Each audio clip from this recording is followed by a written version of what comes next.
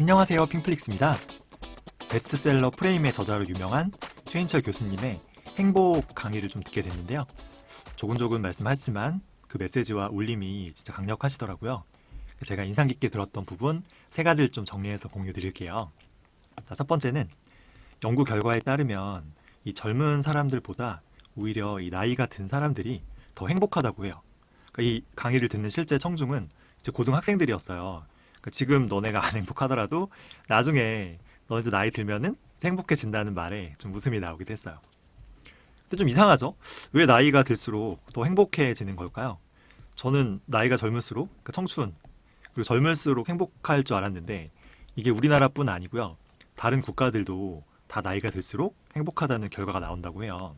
그래서 이 그래프 보면은 80여 개국을 다 나이별로 행복을 좀 측정했는데 16세부터 행복도가 계속 내려가다가요. 44세에 이제 바닥을 찍고 이후부터는 나이가 들수록 진짜 행복도가 계속 올라가잖아요. 이런 조사 결과가 꼭 뭐 얘네만 한 게 아니고요. 되게 다양한 연구팀에서 발표를 한 것 같아요. 그러니까 나이가 들수록 행복도가 올라가는 거는 이건 진짜 같아요. 저는 이제 40대 초중반이거든요. 그러니까 저는 어떻게 보면 이 그래프에 의하면 인생에서 제일 좀 불행한 시기를 지나고 있는 거죠. 그러니까 이런 이유에 대해서 이 교수님은 나이가 들수록 내가 좋은 사람과의 관계만 유지하기 때문이라고 해요. 다른 말로 하면은 내가 싫은 사람을 이제 안 만나도 되기 때문이라는 거예요. 학교에 다니거나 특히 사회생활을 하면 내가 싫은 사람이 있어도 어쩔 수 없이 계속 만나야죠. 그죠? 뭐 직장 그만두지 않는 한. 근데 나이가 들면은 인간관계에서 선택권이 생기는 거예요. 특히 이제 은퇴를 하게 되면은 그 사회생활 할 때 그 지긋지긋한 인간들 이제 안 봐도 되는 거죠.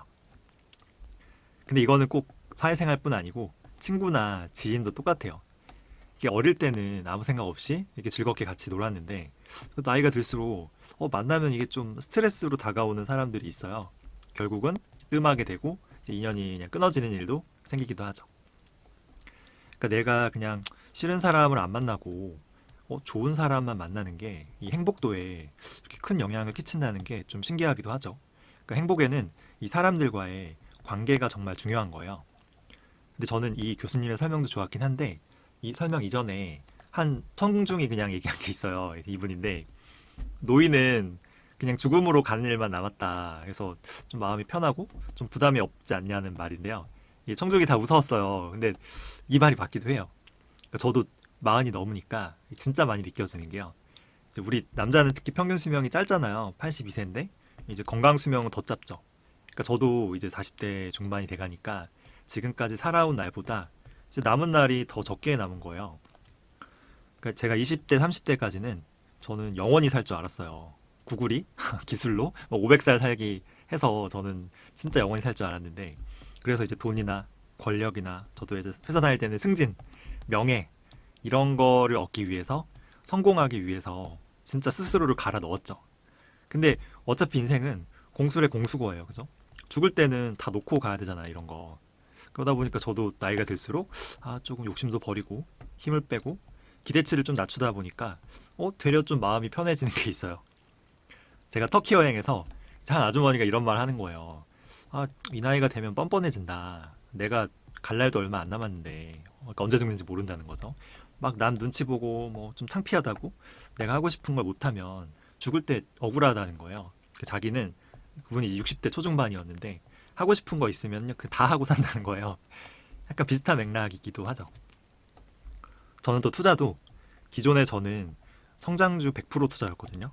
굉장히 공격적인 하이 리스크 하이 리턴 투자인데 이제 배당 투자로 바꾸고 있죠. 이것도 똑같은 이유예요. 우리 인생이 영원하지 않잖아요. 제가 악착같이 모으고 이 변동성 버티면서 스트레스 받으며 투자해서 죽을 때 100억을 모아도 이거 무슨 의미가 있어요, 그죠? 저는 나중에 이 스크루지 영가처럼 고독한 100억, 1000억 부자가 되기보다는 돈은 훨씬 적더라도 이 배당금 받아서 제 지인, 친구, 가족이랑 즐거운 시간을 함께 보내고 행복한 추억을 좀 많이 간직한 좀 그런 노인이 되고 싶거든요. 지금 내가 행복하지 않다면요, 이 그래프를 좀 기억하면 좋을 것 같아요. 우리는 앞으로 더 행복해질 수 있어요. 역설적이죠. 이 죽음을 향해 나아갈수록 이 욕심이랑 좀 부담감을 내려놓고 있는 그대로의 우리 삶을 즐길 수 있는 거예요. 근데 이 나이가 든다고 모두가 행복한 거는 아니에요. 그렇지 않은 사람도 있어요. 오히려 나이가 들수록 더 불행해지는 그런 사람들도 있거든요. 이런 사람들을 조사해 보니까 공통점이 있다고 해요. 뭐냐면은 이런 사람들은 굉장히 똑똑하대요. 근데 성격이 좀 까칠하고, 그리고 친절하지 않고요. 분친절하고 좀 괴팍한 사람들. 특히 무조건 내 주장이 옳아 이렇게 좀 권위적이고 좀 독선적인 사람들. 이런 사람들은 나이가 들수록 더 불행하다고 해요. 아까 이 싫은 사람과의 관계를 끊는 게 행복이라고 했는데요. 이제 이런 사람들이 어떻게 보면은 이제 사람들이 관계를 끊고 싶은 싫은 사람이잖아요. 그러니까 저도 나이가 들수록 만나기 좀 꺼려지는 사람들은 대체로 까칠하고 또 너무 예민해요. 그 사람 말 이제 들으려 하지 않아. 경청하지 않고 내 말만 맞아. 그리고 특히 제일 중요한 거는 입만 열면 결국 자기 자랑하는 사람들. 아, 좀 피곤해지더라고요. 그러니까 좀 기피하는 것도 있고. 흔히 이런 사람들을 꼰대라고 부르기도 하는데요. 나이가 들면 내 경험치가 쌓이잖아요. 내가 이렇게 했더니 뭐 이렇게 된 게, 그런 데이터가 쌓이니까 내 주장이 강해져요. 나 때는 말이지. 그러니까 이런 꼰대 같은 성향이 저도 생기는 경향이 있더라고요. 근데 이게 여자들보다 남자들이 좀 유독 심한 것 같아요.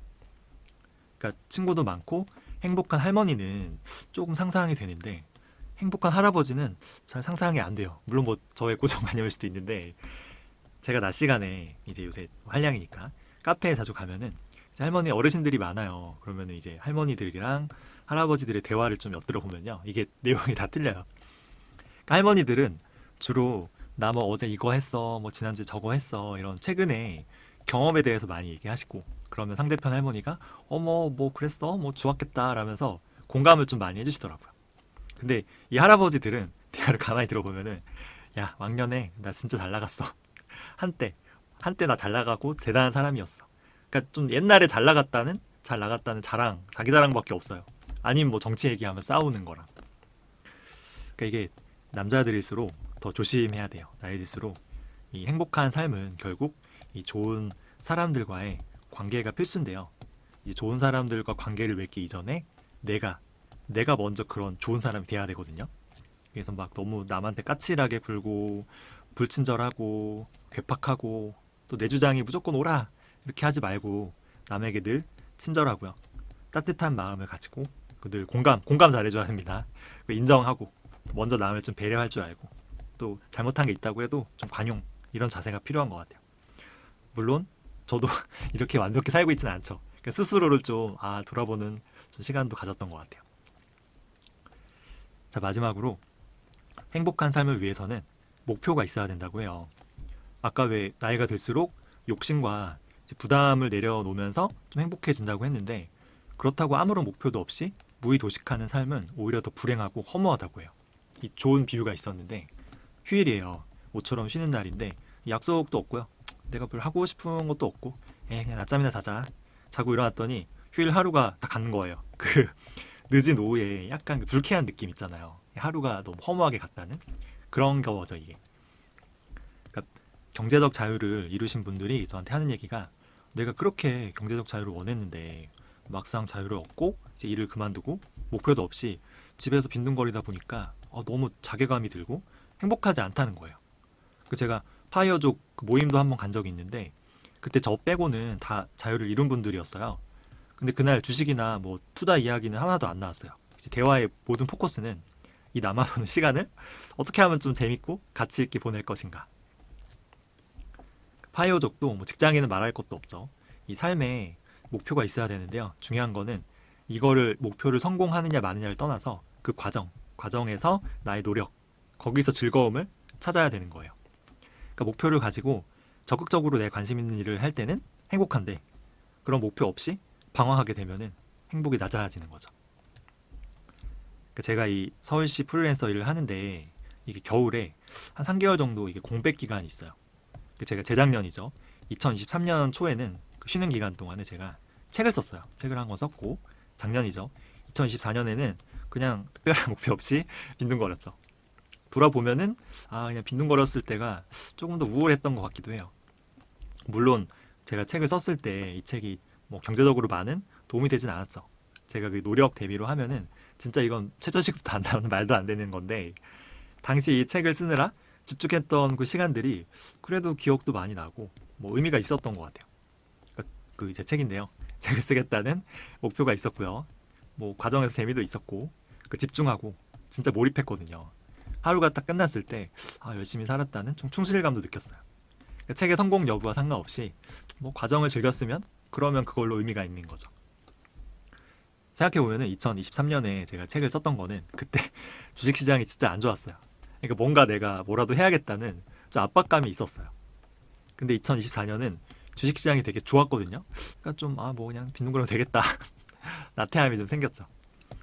그러니까 뭔가 좀 목표를 가지고 열심히 하려면은 좀 약간의 경제적인 빈곤이 필요한 것 같아요. 그러니까 좀 자극이 있어야 좀 움직이지 않을까라는 생각도 들어요. 그러니까 제 지인 중에 어렸을 때부터 알고 지낸 형인데 이 형이 제가 아는 사람 중에서 제일 부자 집안이에요. 그 부모님이 부자인데 평생 이 형은 일을 안 해요. 그 남들 일할 시간에 뭐 복싱도 하고 검도 하고 뭐 힙합 댄스 배우고 뭐 자기가 하고 싶은 거 그냥 하고 산 거예요. 그러니까 이런 거를 어렸을 때는 너무 부러웠죠. 그쵸? 근데 지금 생각해 보니까 이런 특별한 목표 없이 무한한 돈이랑 시간이 주어진 거잖아요. 이거는 형한테 저주였어요. 왜냐하면 형이 결국은 심각한 이제 알코올 중독이 돼서 이제 건강도 잃었고요. 그리고 이 주사가 너무 심했어, 술주정이. 그러니까 이제 사람도 잃었죠. 이게 목표 없이 방황하는 거에 대한 대표적인 케이스고 또 반대 케이스도 있어요. 이분은 이제 평생 개발자로 일하신 분인데 조그마한 기업의 대표셨어요. 근데 오랜만에 얼마 전에 이제 안부 전화가 와서 좀 이런저런 얘기하는데 지금 이제 60이 넘으셔서 저는 은퇴하셨냐 물어봤더니 아직도 열심히 현업 일하고 계시고요. 요즘 사는 게 너무 즐겁다는 거예요. 그래서 아니 무슨 일이 있으시냐 물어보니까 요새 나 AI 기술 배우는 게 너무 신난다는 거예요. 그러니까 이분이 전부터 개발해보고 싶은 것들이 많았는데 이게 현실적으로 제약이 있어서 못했었어요. 근데 지금은 AI 기술이 나와서 내가 혼자서도 이것저것 다 막 개발해볼 수 있다는 거예요. 그리고 이분이 자식도 다 이제 키웠고 뭐 어느 정도 이제 돈도 있고 나이도 있으시잖아요. 그러니까 이게 내가 개발할 때 예전에는 돈이 되냐 안 되냐를 봤는데 지금은 그냥 돈을 떠나서 자유롭게 내가 그냥 하고 싶은 거 그냥 개발해 볼 수 있는 게 너무 신나고 재밌다. 그래서 와 이렇게 하고 싶은 것도 있고 좀 목표가 뚜렷한 분은 진짜 복 받은 분이다 이런 생각도 해봤어요.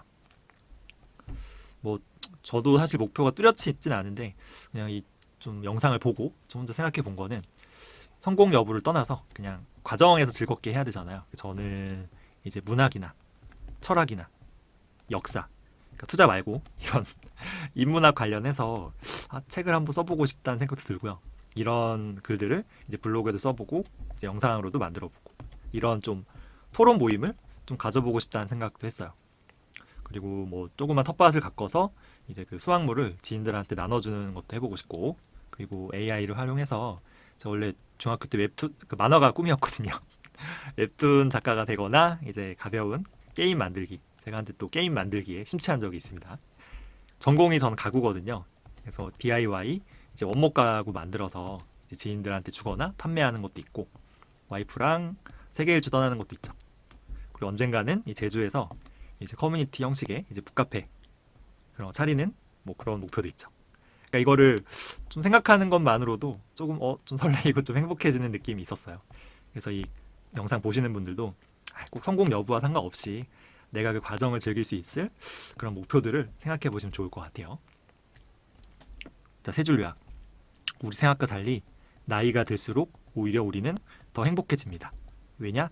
욕심이나 이제 부담감을 좀 많이 내려놓을 수 있기 때문 같아요. 그리고 좋은 사람과의 관계가 진짜 중요하거든요. 그럼 우선은 내가 먼저 좋은 사람이 돼야 돼요. 그렇죠? 까칠하거나 너무 예민하지 말고 좀 남을 배려하고 친절하고 좀 그런 노력을 해야 되고요.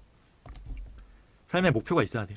근데 이거를 꼭 성공 여부와는 상관없고요. 이제 이루냐 안 이루냐를 떠나서 그 과정에서 내가 열심히 몰입하고 좀 즐거움을 가질 수 있는 그런 목표를 가지는 게 중요합니다. 예전에 이 교수님의 이제 프레임이랑 굿라이프 이 책도 좀 인상 깊게 읽었었는데요. 제가 한번 다시 구해서 읽고 좀 리뷰 한번 해보도록 할게요. 준비한 내용은 여기까지고요. 뭐 궁금한 점이나 의견 있으시면 댓글로 편하게 남겨주세요. 시청해주셔서 감사합니다.